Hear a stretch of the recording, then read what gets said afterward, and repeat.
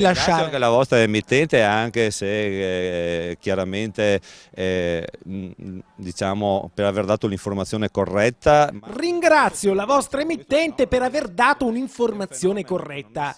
Oh, il riconoscimento a Rete Veneta arriva direttamente dall'assessore regionale Giuseppe Pan, proprio lo stesso che fino a qualche tempo fa accusava noi, che portavamo la voce dei sindaci, dei malgari, dei turisti, dei cittadini spaventati, di aver fatto disinformazione sul lupo.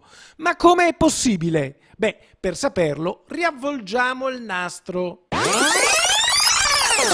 E torniamo a stamattina, quando a Padova i sindaci dei comuni montani, gli allevatori, gli ambientalisti, i cacciatori e Federturismo si sono seduti al tavolo regionale per la gestione del lupo, dove l'assessore veneto Giuseppe Pan, sotto un fuoco incrociato di domande, è stato chiamato a dare risposte. Il problema c'è, è un problema importante. Il problema c'è. Finalmente l'assessore riconosce che avevamo ragione e ci fa piacere chiarire con lui, una volta per tutte, che quello dei lupi che uccidono il bestiame e conquistano il territorio sull'altopiano è un problema gigante da solo, non siamo noi. Noi abbiamo portato la voce dei cittadini, dei malgari, degli allevatori. Sa, qui è chiaramente il vostro ruolo è quello appunto di portare l'informazione corretta e io vi ringrazio come vi ho ringraziato prima. Molti malgari ci avevano anche detto che erano pronti ad abbandonare le malghe, i pascoli, e questo sarebbe stato disastroso per l'economia. Sarà disastroso se questo avverrà l'anno prossimo. Dobbiamo assolutamente avere un piano di intervento immediato.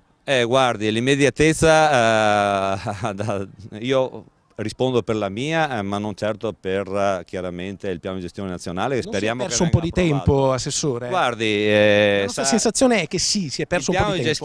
Il piano di gestione è un piano che non andava bene e molte regioni hanno votato contrario e quindi deve essere sistemato. Dall'altra parte noi abbiamo fornito 200 recinti elettrici e più altri mezzi di prevenzione. E che però hanno dimostrato di non essere efficaci. Non si risolve tutto con i recinti, però noi dobbiamo dimostrare alla comunità europea, dobbiamo dimostrare comunque nel piano di gestione che mettiamo in atto tutti i sistemi di prevenzione possibili prima di arrivare alle deroghe, altrimenti non si può. Quindi lei dice dobbiamo prima far vedere che facciamo i recinti, che facciamo questo, che facciamo quello, poi si può arrivare a chiedere la deroga. Esatto. E quindi l'abbattimento dei capi.